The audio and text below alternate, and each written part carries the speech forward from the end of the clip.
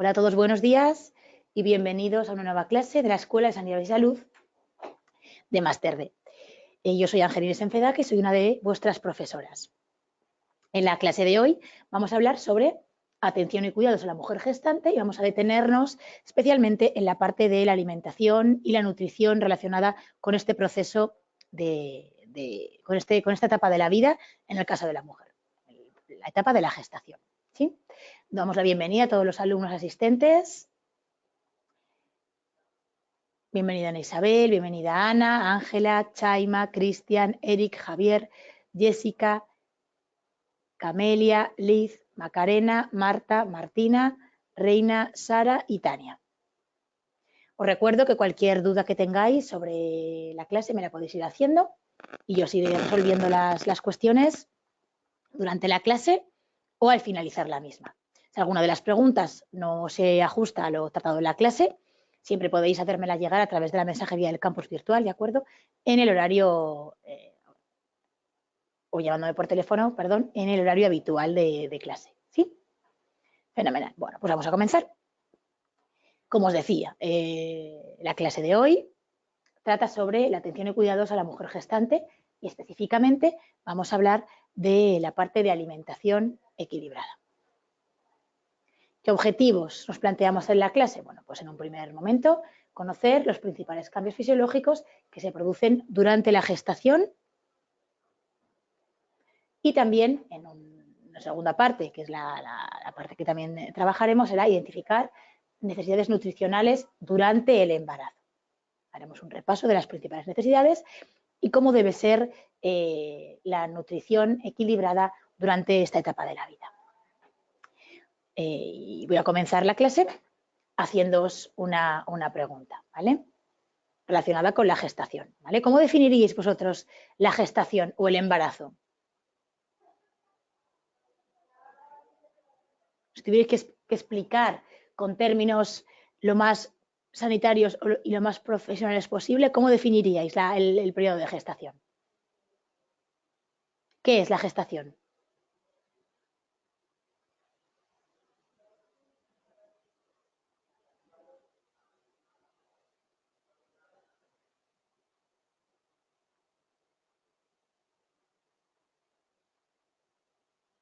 ¿Alguien se anima a responder?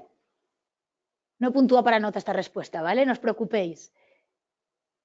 Pero sí me gusta que participéis y que expliquéis con vuestras palabras lo que yo os planteo. Venga, va, por aquí tenemos ya... Bueno, nos dice Javier, el estado de una mujer, sí. Macarena es, bueno, pues el proceso en el que un feto va tomando forma dentro del cuerpo de la mujer. Vale, mirad. Gracias, Javier y Macarena, por aportar vuestras ideas. Mirad, ¿qué es la gestación? Pues es un proceso fisiológico, ¿de acuerdo? Por tanto, no es una enfermedad ni debe vivirse como tal. Si la gestación no tiene ninguna complicación, es un proceso perfectamente fisiológico para el cual el cuerpo de la mujer está perfectamente preparado y adaptado, ¿de acuerdo?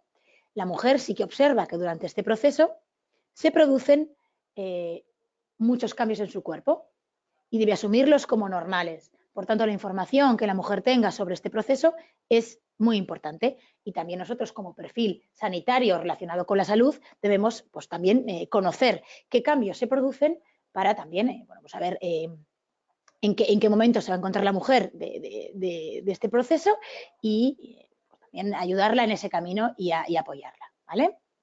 Durante la gestación se producen muchos cambios fisiológicos de diferente índole, ¿vale?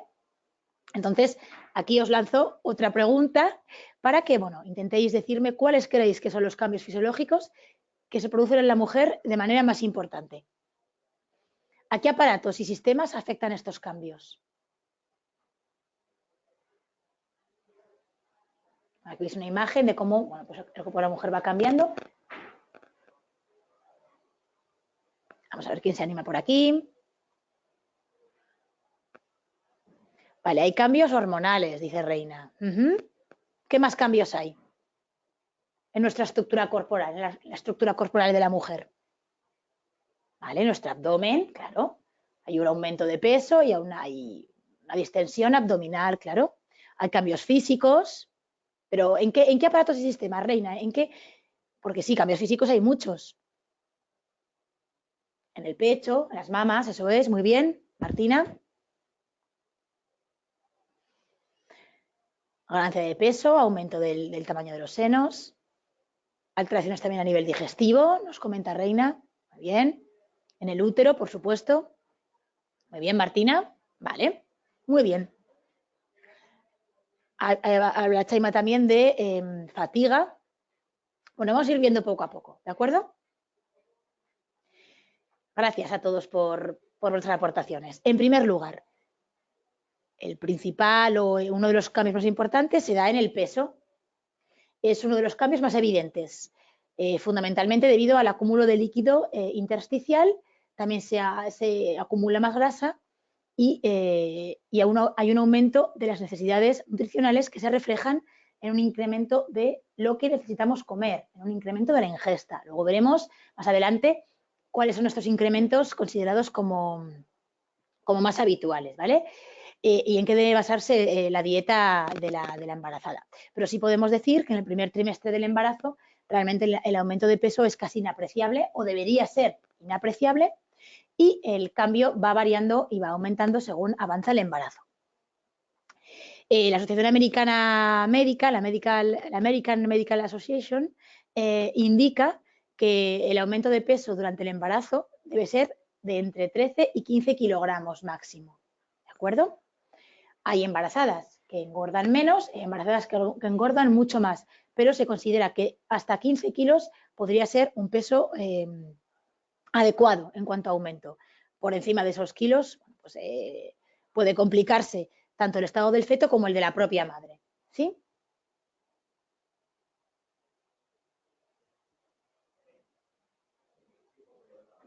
Perdonad, ¿me escucháis todos correctamente?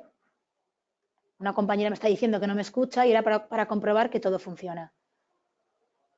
Sí, vale, fenomenal. Ahora le escribo a Sandra, gracias.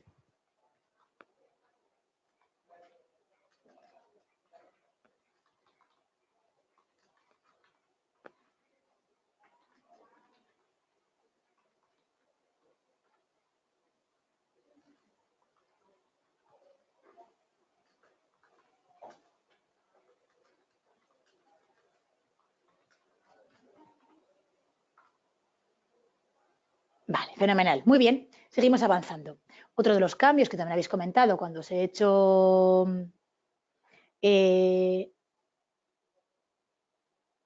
ahora lo vemos, Javier, ¿vale? Lo vemos ahora. Justo la pregunta viene a continuación. Otro de los cambios más importantes que se dan en la mujer durante el embarazo es el aumento, bueno, la modificación en la piel y en el pelo, ¿de acuerdo? En la piel y en el pelo. Lo que se produce en la piel, sobre todo, es un aumento de la pigmentación, porque hay un incremento de hormonas estimulantes de los melanocitos. Que esto viene provocado por la elevación de los niveles de estrógenos que se elevan de manera sustancial durante el embarazo. ¿Dónde ocurre este cambio de coloración o de pigmentación? Pues ocurre sobre todo en pezones y areolas, que se oscurecen. Todos los lunares que tuviera la mujer previamente también pueden oscurecerse, incluso hacerse un poquito más grandes. En la vulva y en la zona perianal también hay un oscurecimiento. Y la línea alba, ¿vale? Que es lo que preguntaba Javier. La línea alba es una modificación en la pigmentación de la línea central abdominal, ¿de acuerdo? Que cuando oscurece, bueno, pues a veces se llama línea morena. También el cloasma, que es cuando se altera la coloración en cara y en mejillas, ¿sí? Eso también puede suceder. ¿De acuerdo? En cuanto a la piel, ¿qué más nos ocurre? Pues que hay un aumento de la vascularización. Esto quiere decir, bueno, pues que esas redes pequeñas de arterias, pues es como que incrementan su volumen de sangre. Entonces, puede aparecer pequeñas arañas vasculares en zonas como la cara, el cuello y los brazos, ¿de acuerdo? Y que habitualmente desaparecen tras el embarazo. Aparecen también estrías en zonas donde se distiende mucho la piel, como por ejemplo en caderas, senos y abdomen. Las estrías, una vez que han aparecido, no desaparecen porque la piel se ha estirado y aunque luego vuelva a su forma normal, la estría permanece ahí. Por eso es muy importante hidratar adecuadamente la zona de las caderas, del abdomen, de los pechos, para evitar que las estrías aparezcan, ¿sí? También hay un aumento de la actividad de las glándulas sudoríparas. La mujer, pues durante ese proceso de gestación, tiene mayor sudoración.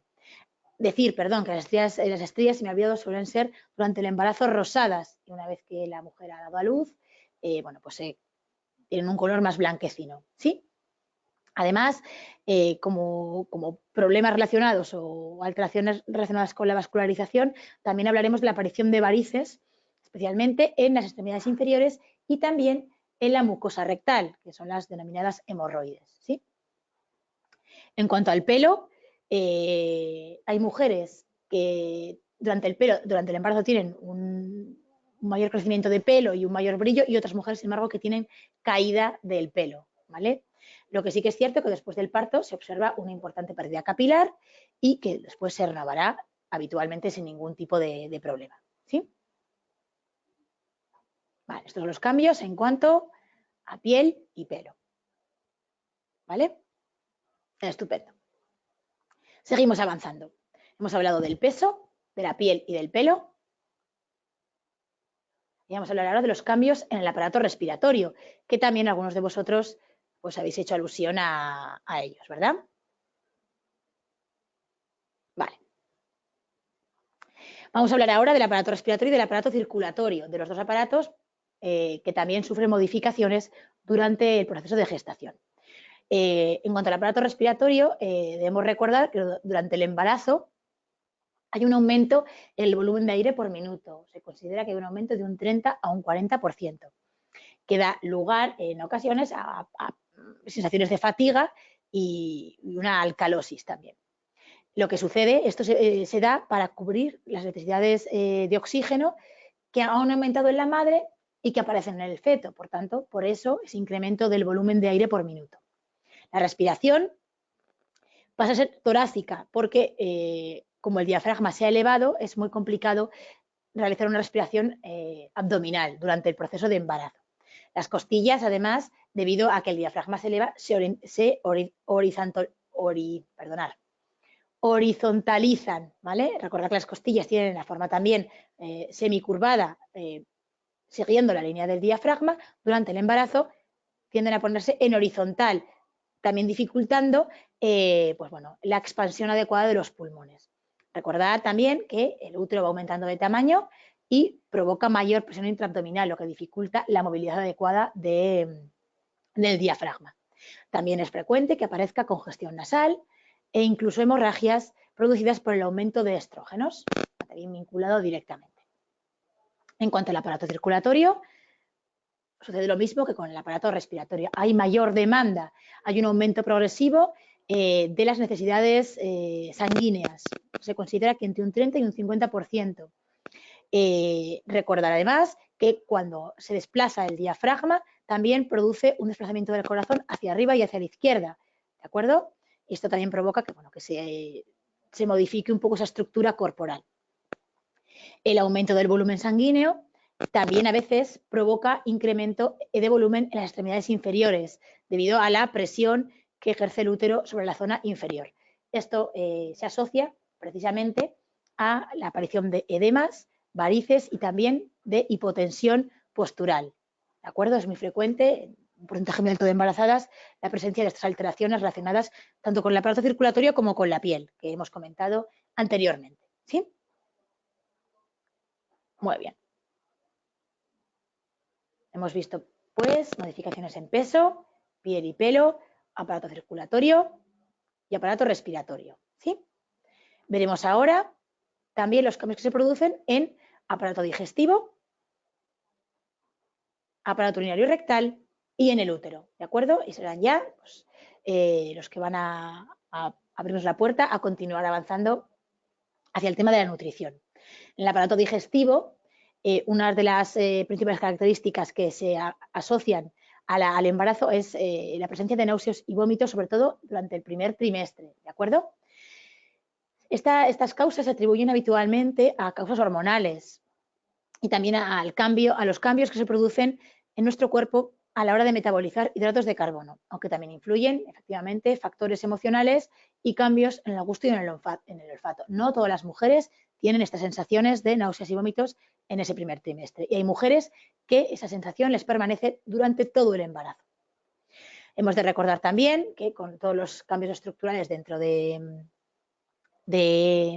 lo que es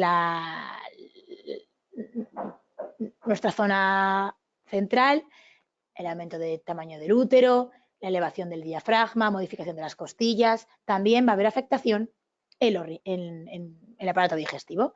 ¿Qué ocurre con el intestino grueso y el delgado? Pues que se desplazan hacia los lados y hacia atrás. El estómago se moverá también hacia arriba y también reduce su tamaño el estómago, ¿de acuerdo? Además, bueno, pues lo habitual es que con ese desplazamiento el cardias, que es una de las válvulas del estómago, no cierre correctamente, lo que puede producir en muchas ocasiones también reflujo de ácido gástrico que hacia el esófago, que puede producir bueno, pues dificultades y molestias a la gestante. También hemos de recordar que disminuye el tono de todo el tracto gastrointestinal y, por tanto, las digestiones son más lentas, hay mayor flatulencia y puede aparecer estreñimiento, que también hay que, bueno, pues que vigilar y controlar con medidas terapéuticas adecuadas. En cuanto al aparato urinario, al crecer el útero, comprime la vejiga, por tanto, esta se irritará. Esto, debido a que también su volumen disminuye, al igual que el del estómago, y se relaja su musculatura, provocará que haya que ir más veces al baño, ¿de acuerdo? Los uréteres habitualmente están más dilatados y con mayor curvatura y, bueno, pues eso también hace que tengamos necesidad de ir más veces al baño, a hacer pipí durante el proceso de embarazo. ¿Sí? Y uno de los órganos que más cambios sufre es, sin duda, el útero. El cuerpo uterino pasa de pesar 60 a 80 gramos a pesar entre 900 y 1200 gramos, ¿de acuerdo? Cambia en cuanto a tamaño, aspecto, posición y peso. La modificación del peso es, fijaros, de 60 gramos a 1 kilo, casi 1,5 kilos. El tejido glandular del útero se vuelve hiperactivo y prolifera tanto en óvulo como en secreciones. Aumenta la vascularización de esa zona conforme va creciendo la placenta y el feto. En el cuello uterino, además, se empieza a conformar el tapón mucoso que lo que hace es proteger al feto de que pueda ascender cualquier tipo de germen a través del útero, ¿de acuerdo? Y al final del primer trimestre suelen aparecer contracciones, que son las llamadas contracciones de Braxton Hicks, que son irregulares e indoloras, ¿de acuerdo? Que lo que hacen es favorecer el movimiento de la sangre por la placenta, ¿sí? A la embarazada, cuando comienza a sentirlas, suelen inquietarle, pero bueno, como son indoloras, simplemente es la contracción de esa musculatura para que la sangre circule adecuadamente por la placenta, ¿vale? Como veis, en nuestro cuerpo se adapta de manera casi perfecta al proceso de embarazo, ¿sí? Con muchísimas modificaciones que provocan cambios y para los que hay que estar preparados y, por supuesto, adaptados, ¿vale? Bueno, veremos ahora también los cambios en ovarios y trompas y también en las mamas, ¿vale? Que también bueno, pues sufrirán cambios relacionados con el proceso de embarazo. En los ovarios y las trompas, ¿qué ocurre? Bueno, pues que durante el proceso de embarazo se detiene la maduración folicular, y la producción de óvulos. En las trompas hay una modificación de su ubicación. Se colocan paralelas al útero, ¿de acuerdo? Porque no caben en otro lugar y ya no están colocadas también en esa forma que tienen como semi-horizontal y se colocan en paralelo al útero. En cuanto a las mamas, los cambios fundamentalmente en las mamas se deben debido al componente hormonal que tiene el embarazo, principalmente por los estrógenos y por la progesterona. Las mamas se preparan durante el proceso de embarazo para la lactancia. Los pezones cada vez se vuelven más eréctiles, aumenta el tamaño de los nódulos y de las mamas en sí mismas. Aparecen también venas superficiales azuladas y lo que se produce es también una hipertrofia de los folículos de Montgomery, que lo que hacen es mantener de manera permanente los pezones lubricados e hidratados y protegidos, ¿vale? También comienzan a proliferar los conductos galactóforos para bueno, pues aumentar el nivel de hormonas luteínicas y placentarias. También hay una caída de la mama, bueno, pues debido a que se estira el ligamento fibroso suspensorio de Cooper. Y en el último trimestre comienza a aparecer una secreción también amarillenta y viscosa que dará lugar al calostro, ¿de acuerdo? El calostro es el líquido previo a la salida de la leche, es un líquido amarillento rico en anticuerpos que poco a poco se va convirtiendo en leche, ¿vale? Tiene un alto valor nutritivo y durante los primeros días de vida proporciona al bebé todo lo que el bebé necesita, proporciona proteínas, minerales e incluso menos azúcar y menos grasa que la leche materna. Entonces, bueno, pues si la mamá quiere dar el pecho, es necesario que, bueno, pues hasta que la subida de la leche llegue, el bebé, pues bueno, tete y tome el calostro que le da todo lo que precisa para poder desenvolverse o para poder comenzar a vivir fuera del útero materno, ¿sí? Vale. Bueno, pues aquí revisión de todo lo que hemos visto, ¿vale? Y llegamos ya a la parte de recomendaciones nutricionales. ¿Hasta aquí alguna duda respecto a los cambios que se producen durante el proceso de gestación en aparatos y sistemas? Decirme.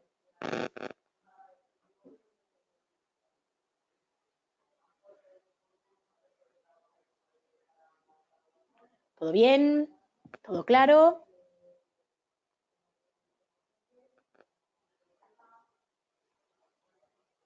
¿Todo bien? Vale. Fenomenal.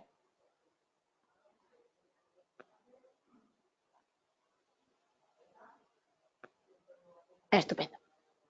Bueno, aquí os pongo dos pirámides que supongo que conoceréis, los que sois alumnos míos habituales. Perdonad, ¿me escucháis todos correctamente? Me comenta Javier que el audio se va. ¿Los demás me escucháis bien? ¿O tenéis problemas de...? ¿Me escucháis bien? Vale, pues es probable que sea un problema de tu conexión, Javier, porque los demás me escuchan correctamente. ¿Vale? Habrá algún problema con tu conexión, ya sabes que hay veces que, bueno, pues que la conexión a internet da problemillas. En principio, todos los demás me escuchan bien todo el rato, de manera permanente. ¿Sí? Bueno, espero que puedas seguir la clase, Javier. Seguimos. Aquí os pongo dos pirámides. Dos pirámides, en un lado tenéis la pirámide de la alimentación saludable, que es la que entró en vigor en 2015 y que aprobó la Sociedad Española de Nutrición Comunitaria. Y al otro lado tenemos la pirámide australiana. Son dos pirámides similares en cuanto a preceptos y que, bueno, ambas servirían para marcar lo que debe ser, lo que es recomendable durante el embarazo. La dieta de la embarazada debería seguir los preceptos indicados por la dieta mediterránea, ¿vale? Bueno, no vamos a detenernos hoy en ella, pero disponéis en vuestro temario de clases específicas sobre esa dieta que os aconsejo que reviséis, no solamente para lo que es el proceso de embarazo, sino para vuestro propio conocimiento y vuestra propia aplicación, ¿vale? Recordar que, bueno, que una nutrición adecuada es clave para poder también tener una vida adecuada y lo más saludable posible, ¿sí? Bueno, aquí las tenéis ambas. No nos pararemos mucho más en hablar de ellas porque vamos a entrar ya de lleno en alguna recomendación relacionada con la nutrición en el proceso de embarazo, ¿vale? Hemos de saber que todos los cambios que va a experimentar el organismo de la madre van a requerir un aumento de nutrientes y este aumento ha de ser adecuado, ¿de acuerdo? Es fundamental que la alimentación de la mujer antes y durante la gestación sea adecuada, equilibrada, variada, saludable, porque eso tiene repercusiones sobre el feto, tanto la que ha tenido previamente a quedarse embarazada como la que tiene durante su embarazo, ¿de acuerdo? Y yo me atrevería a decir que también la que tiene después. Una madre que no se alimenta adecuadamente tampoco es el mejor modelo a seguir para cualquier niño, por tanto, hay que cuidar esa alimentación, ¿vale? Hemos de saber que todos los cambios pues requieren aumento de nutrientes porque va a haber crecimiento de nuevos tejidos. Hay cambios estructurales, cambios metabólicos, ¿vale? Respecto a lo que os comentaba de la mujer, un ejemplo muy claro son las repercusiones que tiene el peso sobre el niño. Una mujer con peso inferior al 10% del recomendado tiene mayor probabilidad de dar a luz a un niño de bajo peso. Y por otra parte, un aumento superior a 3 kilos en un mes puede desencadenar una hipertensión inducida por el embarazo o preeclampsia, ¿de acuerdo? Especialmente si esto ocurre después de la semana 20. Por tanto, hay que intentar llegar al embarazo con el peso adecuado y mantener ese peso también adecuado durante todo el embarazo, ¿de acuerdo? Porque al final repercute en nuestra salud y en la de nuestro futuro bebé, ¿sí?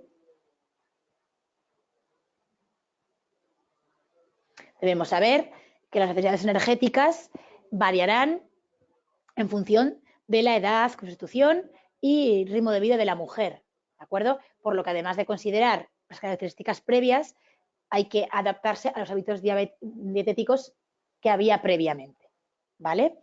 Igual que cuando elaboramos una dieta equilibrada, los requerimientos son iguales para una persona sedentaria que para una persona deportista, pues aquí ocurre un poquito lo mismo, ¿sí? Mujeres, se aconseja que mujeres con un IMC, con un índice de masa corporal normal, deberían aumentar de 9 a 12 kilos, recordar como máximo 15. Se aconseja que sea de 1 a 2,2 kilos y medio durante el primer trimestre y en los dos últimos meses, pues bueno, como medio kilo por semana aproximadamente. Recordar que el índice de masa corporal es el peso dividido entre la altura multiplicada por sí misma, ¿sí? A ver, veo por aquí una pregunta.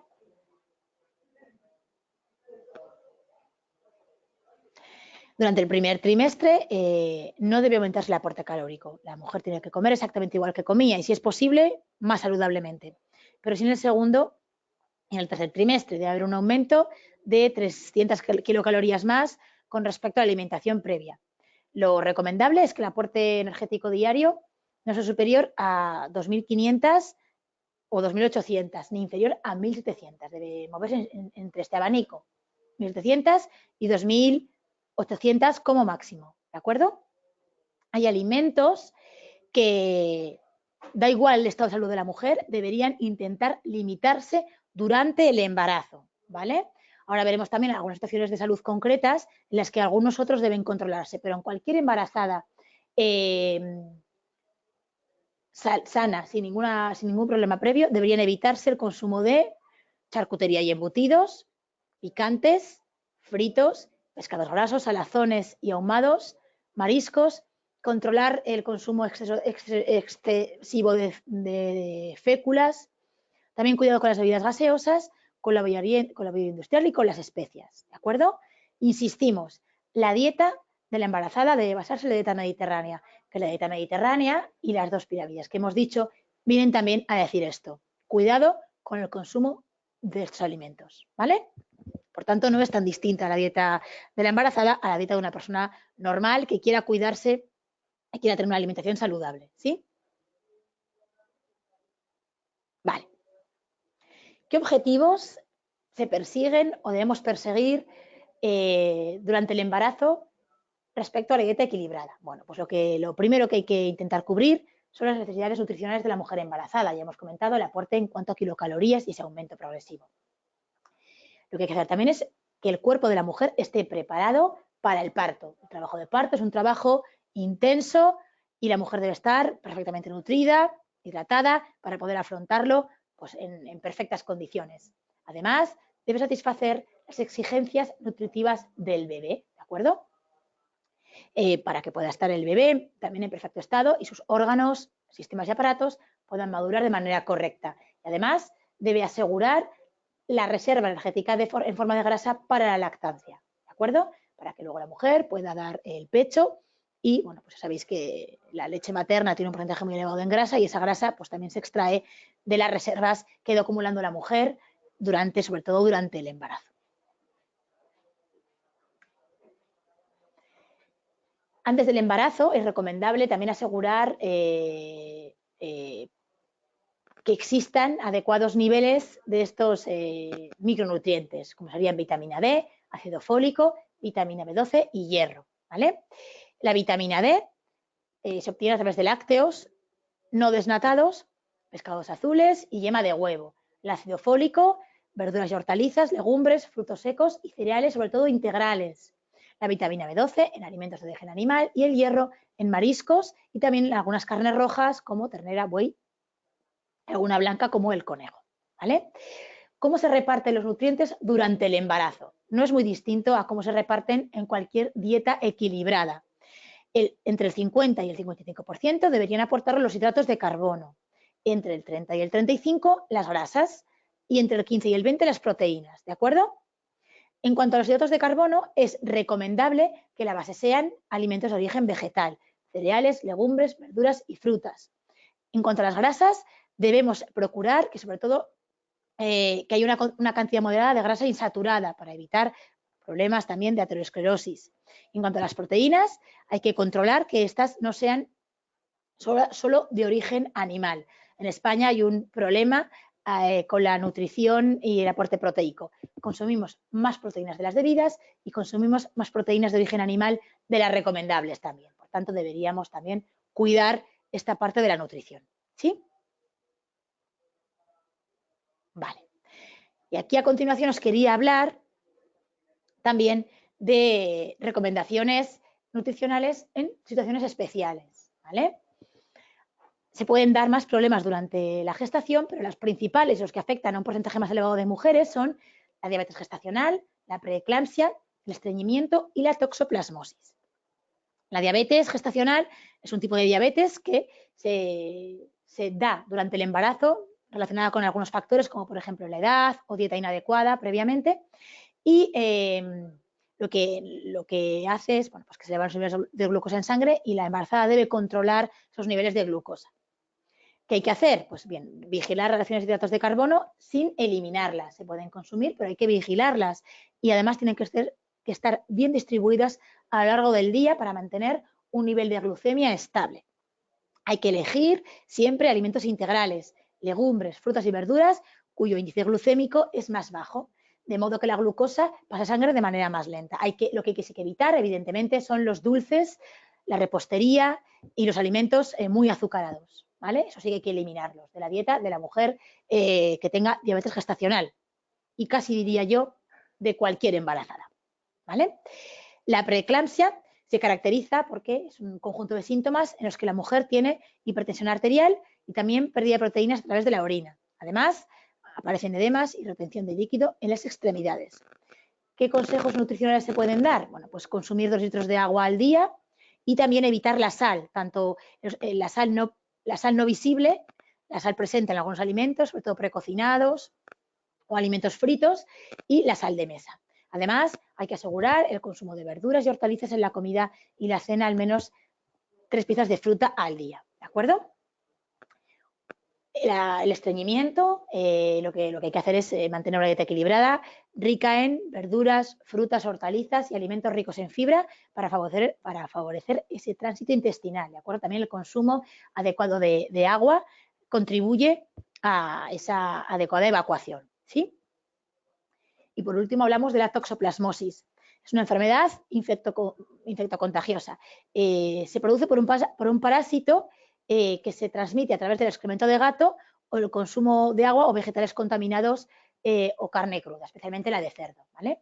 Si se hace una prueba durante el primer embarazo y si hay anticuerpos, eso quiere decir que ya tienes defensas para evitar la infección, pero si la prueba es negativa, hay que tener medidas nutricionales adecuadas, ¿de acuerdo? Hay que evitar siempre comer carne cruda o embutidos crudos. Se recomienda congelar la carne antes de cocinarla y aumentar el tiempo de cocción. Hay que lavar y pelar la fruta y verdura antes de consumirla y hay que extremar las medidas higiénicas, el lavado de manos antes de comer, antes de cocinar, después de comer, para evitar cualquier tipo de contaminación relacionada. ¿Vale? ¿Sí? Genial.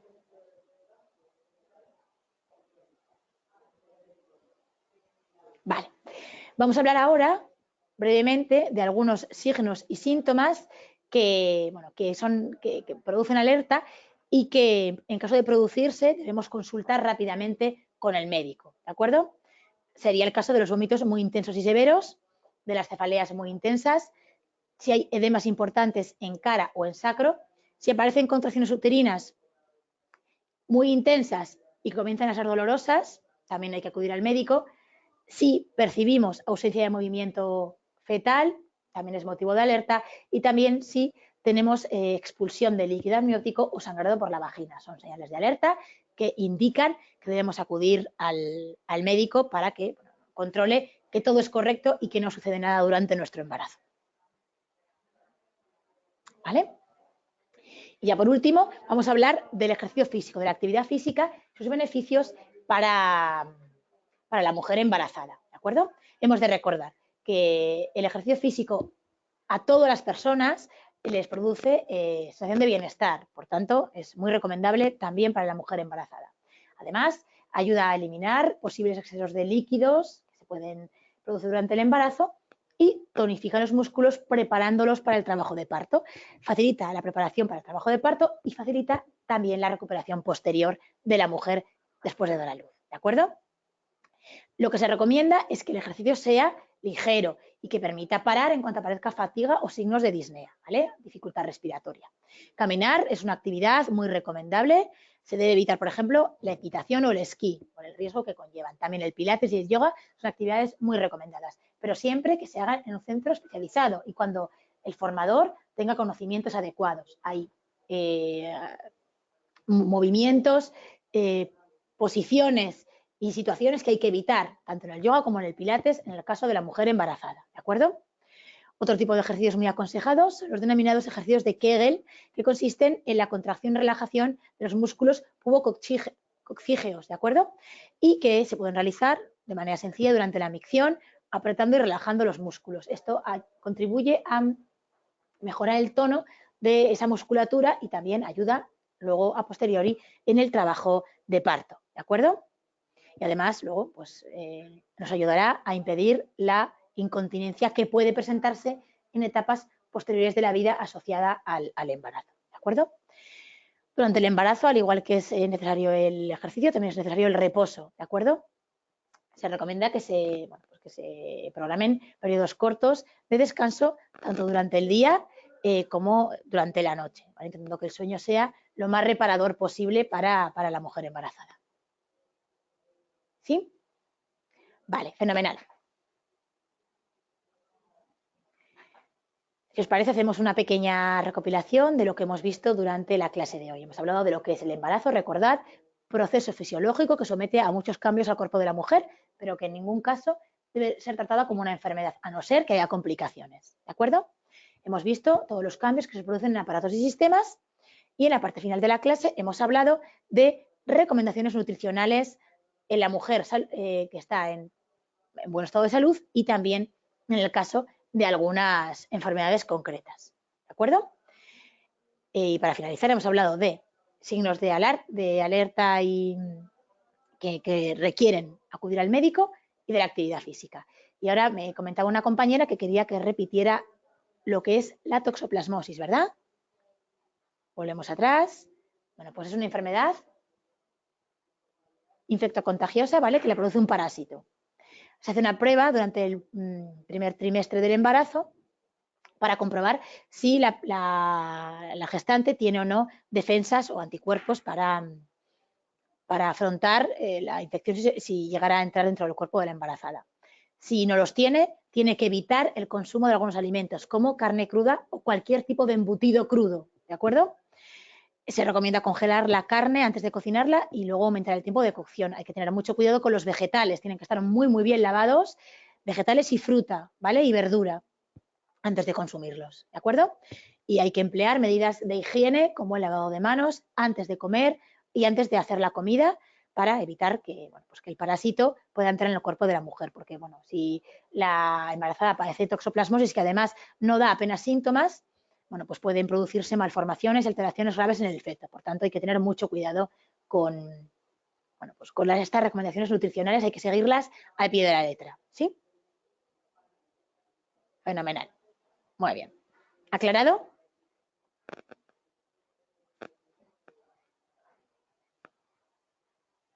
Estupendo, Martina, muy bien. Bueno, ¿alguna duda?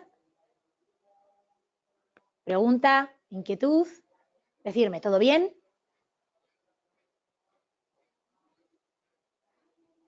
Aprovechar que me tenéis aquí. Si queréis consultarme algo. ¿Todo bien? Estupendo, ¿vale? ¿Actividad física recomendable? Eric, bueno, pues se recomienda, como he dicho, caminar es una actividad muy recomendable y también actividades como pilates y yoga, ¿de acuerdo? Todas las actividades que se hagan en grupo, es recomendable que pues, el profesional que la imparta tenga conocimientos sobre los cambios que se dan en el embarazo, ¿vale? Para bueno, pues evitar cualquier tipo de problema. En el caso del pilates, que bueno, yo lo conozco más, durante el primer trimestre hay que tener cuidado con algunas posturas y luego hay que modificar cómo se trabaja la respiración en pilates respecto a la embarazada y luego hay que hacer algunas modificaciones en algunos ejercicios para adaptarlos a la situación de pues el volumen abdominal, ¿de acuerdo? Pero la actividad física recomendable, pues caminar, pilates, yoga, son bueno, pues muy recomendables. ¿Sí?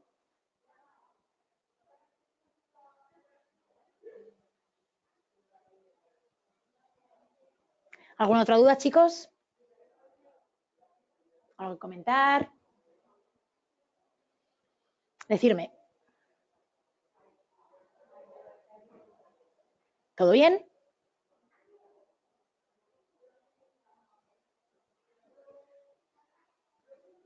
Vale, todo claro, fenomenal. Muy bien. Bueno, pues por mi parte, si no hay ninguna otra duda, os emplazo a la clase que tenemos esta misma semana. Tenemos el miércoles una nueva clase, también relacionada con el ámbito nutricional. Hablaremos sobre frutas y verduras y sus aportes nutricionales, ¿de acuerdo? Así que estáis todos invitados si queréis asistir.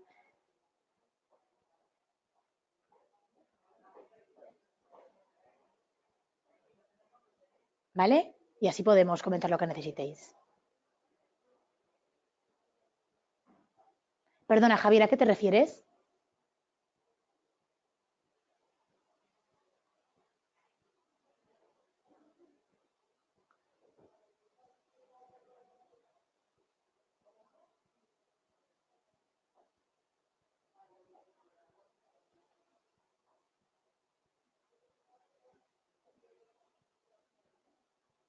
No te preocupes, Javier, pero de todos modos, si te parece, me envías un mensaje a través del campus y me indicas que te gustaría que trabajáramos y podemos incluirlo en futuras clases, ¿de acuerdo? ¿Sí? En principio, Javier, la clase estaba centrada fundamentalmente en recomendaciones nutricionales y en cambios durante el embarazo. Esa parte no estaba incluida dentro de la clase, pero bueno, si quieres que lo trabajemos, lo podemos incluir en futuras clases, ¿vale? Tú me escribes si te apetece y así podemos incluirlo para cuando vamos a tratar este tema, si te parece, ¿sí? Vale. Bueno, pues por mi parte nada más. Como siempre, agradeceros vuestra presencia, vuestra participación. Y nada, recordaros que estoy aquí para lo que necesitéis y nos vemos esta misma semana el miércoles, ¿de acuerdo? Un fuerte abrazo, cuidaros mucho. Adiós. Adiós.